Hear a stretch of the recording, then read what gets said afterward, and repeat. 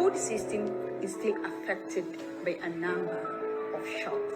And these are attributed to climate change, environmental degradation, biodiversity loss, as well as the pandemic, COVID-19.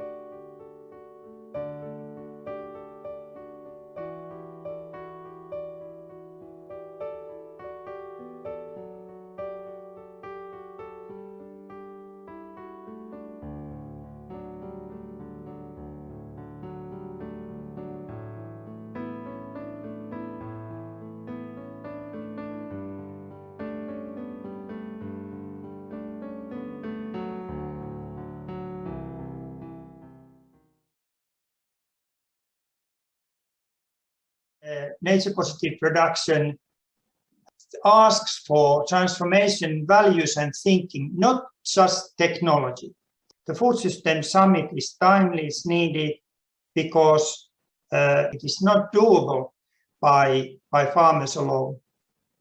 This ecological foundation of the living system is not tradable. It cannot be exchanged with social and economic goals, but instead the social and economic development should be built on sustainable relationship with the nature and human being.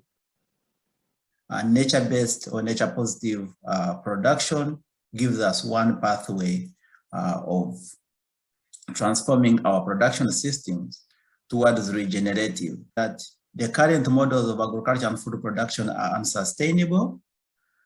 Your green revolution should be producing more from less, but producing in a greener way.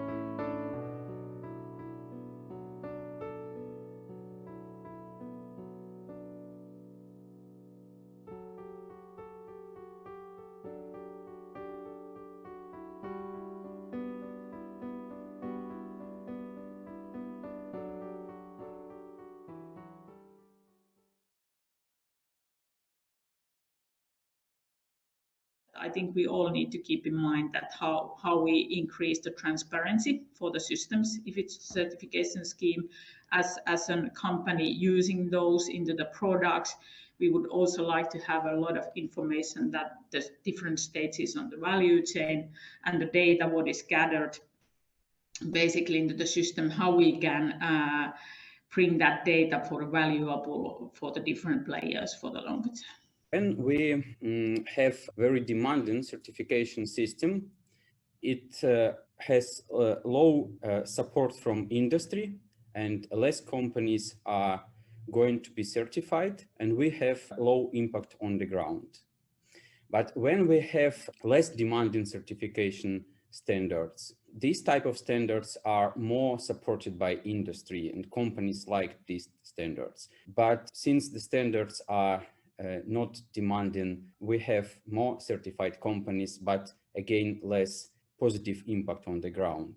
So I think that we have to think about this whole thing of certification a little bit from a broader perspective, start to think what could be certified and what not, and not think that all possible raw material production could be certified and from all regions of the world.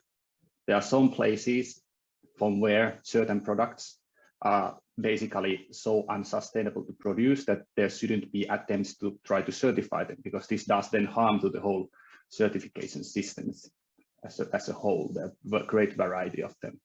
And then on the other hand, we should focus on the systems that are beneficial, positive environmentally and socially. We as TAHA deep dived into the certification program after seeing that it is becoming more and more difficult to access global markets, EU specific, without global gap certification.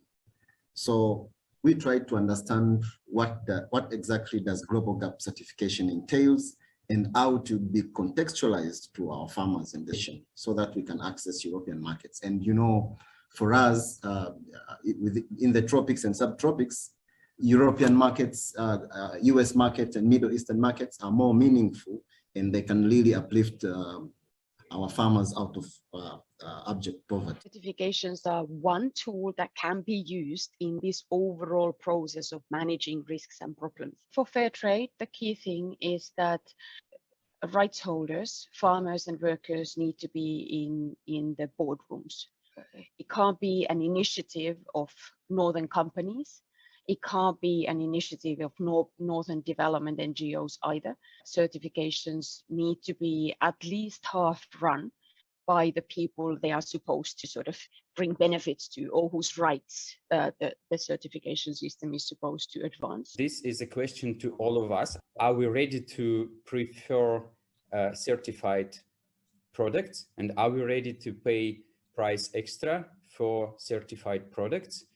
Should we change how we think about certifications and stop thinking that certification is some kind of a magic wand?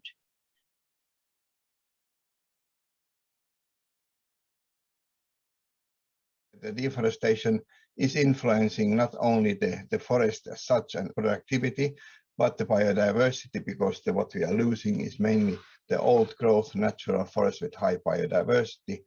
And then we have also large greenhouse gas emissions related to those things. In 2019, EU launched this communication where they basically were saying that there are 5 priority actions that EU wants to do in order to look at the role of EU consumption into tropical deforestation. It is basically aiming at deforestation-free supply chains, trying to kind of deforest-proof the EU development cooperation, trying to strengthen international cooperation to halt deforestation, and importantly, redirect finance in terms of more sustainable land use practices, and then the whole issue of getting more information and supporting research and innovation on these topics is one of the actions. In Latin America, in the Central Africa, West Africa, also in the East Africa to some extent, and then in the Southeast Asia are the hotspots. Also in Australia, which is basically only sort of a developed country which has a high deforestation. From 2005 to 2017, EU import cost about 3.5 million hectares of deforestation. Of course, we also have a big responsibility here. Have those commitments worked that have been done in the previous years? For instance, the New York Declaration on Forest, the previous Glasgow Leaders' Pledge on Forest. Okay, that was quite recent, so there's no evidence about that yet, but anyways, there's several pledges. The analysis shows that these commitments have not really worked that well as we have hoped for. So they have not met the targets and the deforestation conversion continues. Without reducing inequalities, our possibilities to deal with the climate change or deforestation are limited.